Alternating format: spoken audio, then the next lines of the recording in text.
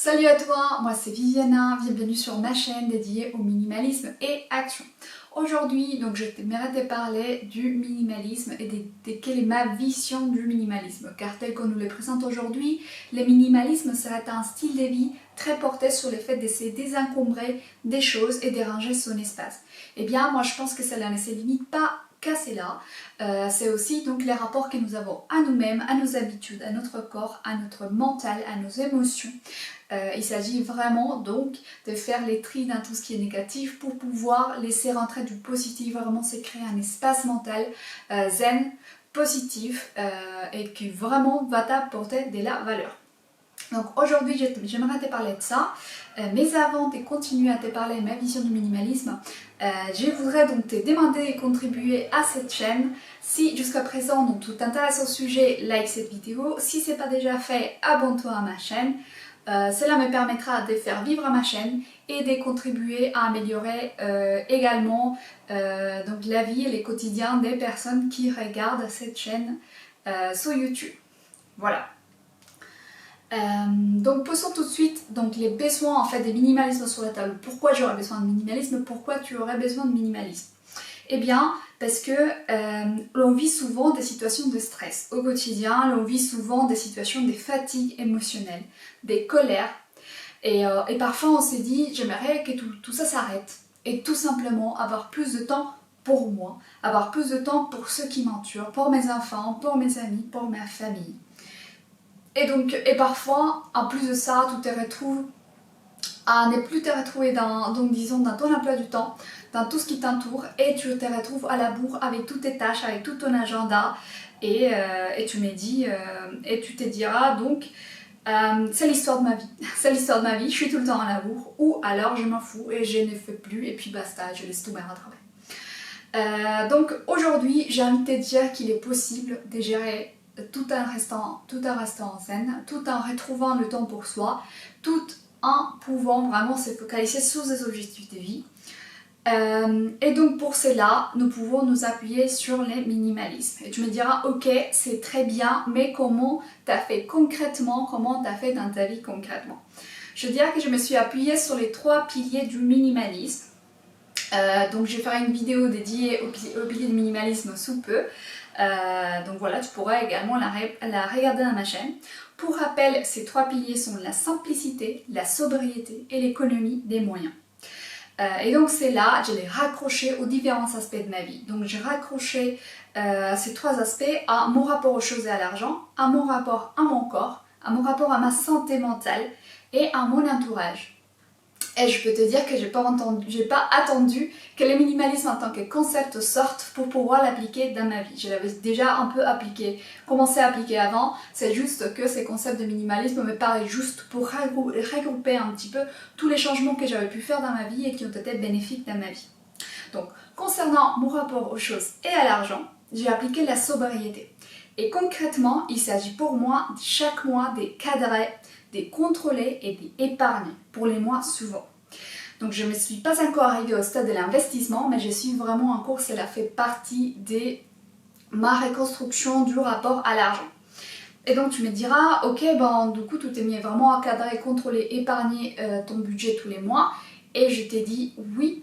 Et j'ai commencé à faire cela il n'y a pas super longtemps, parce qu'avant j'étais quand même extrêmement dépensière, je ne me rendais pas compte vraiment de ce que j'ai dépensé. Parfois je vivais même au-dessus de mes moyens, chose qui peut-être peut t'arriver aussi, tu peux te reconnaître dans cette vidéo là.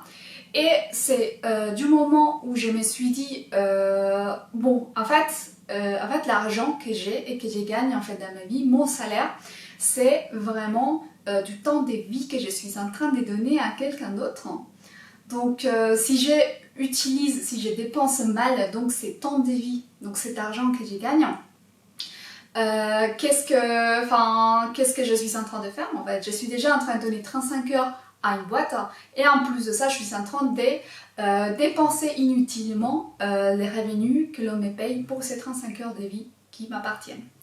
En plus de ça, donc j'ai lu, je me suis instruite sur la question, et donc j'ai retrouvé pas mal de phrases et de choses inspirantes qui m'ont impulsée à me mettre à l'action dans mon rapport à l'argent, notamment le fait qu'on ne peut pas on ne peut pas rester esclave de l'argent, mais il faut que l'argent travaille pour nous. Il faut faire travailler l'argent pour soi. Et donc c'est à partir de là où j'ai switché complètement mon rapport à l'argent en me disant ok, c'est ma vie, donc je veux bien l'encadrer, je veux bien l'investir et je veux que donc cet argent-là pour lequel j'ai autant travaillé, elle travaille pour la suite pour moi. Donc voilà comment j'ai revu mon rapport à l'argent en utilisant la sobriété. Donc sans te dire que bien évidemment quand tu cadres, quand tu contrôles et quand tu épargnes, tu réduis tes dépenses inutiles puisque tu revois complètement ce que tu es en train de dépenser. Donc tout cela, ça a fait partie de mon changement de rapport à l'argent. Concernant mon rapport au corps, donc j'ai appliqué la sobriété et la simplicité. J'ai arrêté la viande quasiment à l'âge de 17 ans, donc je suis végétarienne depuis, ouais, on va dire 10-13 ans maintenant. Et je suis donc devenue végétarienne, végane, pardon, il y a 2 ans. Donc en plus donc, de supprimer la viande qui, à mon avis personnel, m'apporte beaucoup plus de négatif que du positif, j'ai également supprimé les sucres blancs de ma vie ainsi que le café. Donc j'ai fait 2 vidéos au sujet du sucre blanc et les cafés que je t'invite également à regarder sur ma chaîne.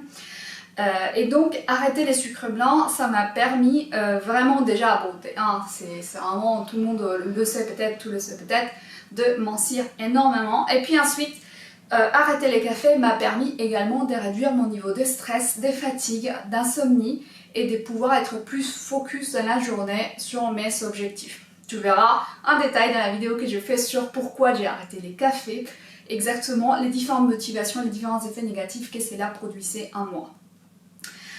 Donc en plus de ça, à ces habitudes, j'ai rajouté les yogas et la méditation.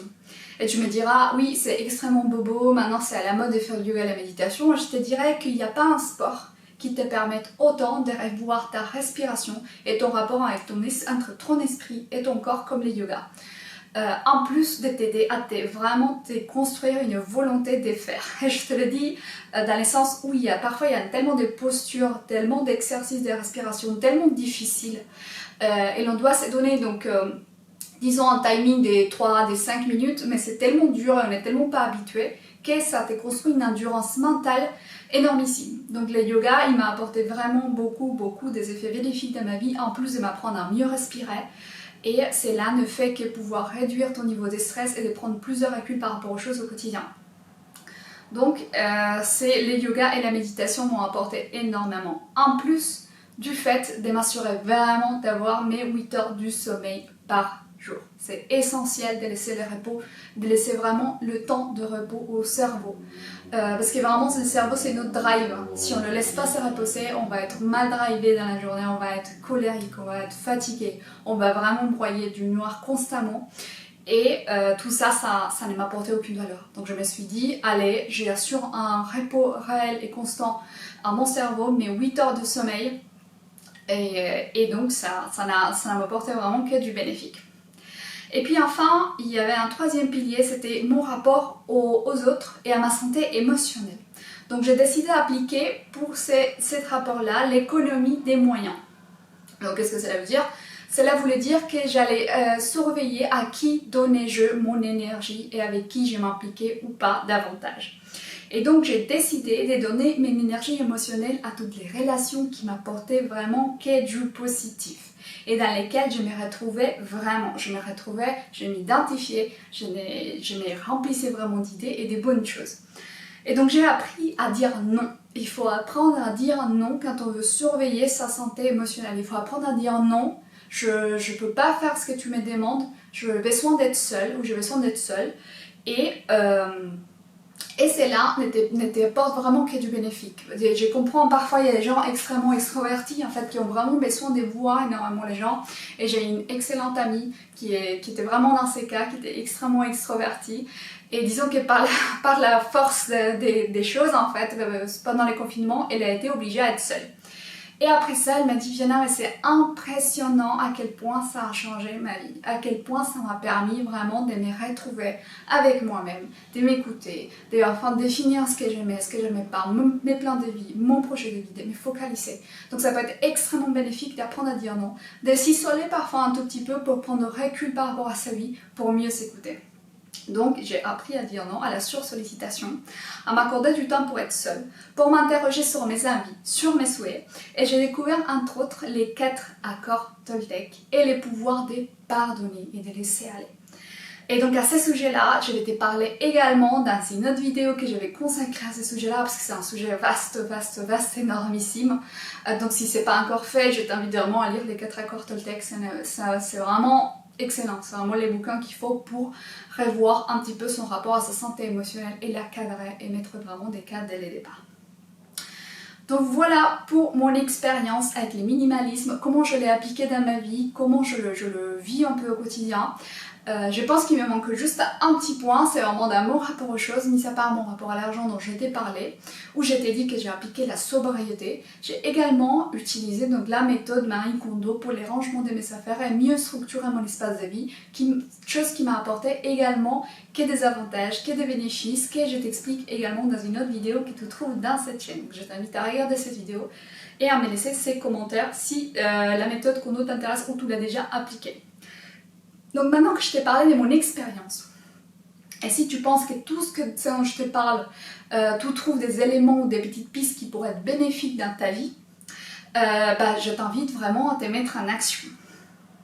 Et pour cela, je prépare pour toi un guide minimaliste que tu trouveras dans la description de cette vidéo. Donc c'est vraiment ton guide qui va te donner vraiment les piliers, en fait, des guidelines de base pour que tu puisses commencer à te mettre sur la voie du minimalisme. Le guide il est complètement gratuit, tu le retrouveras dans les liens en description.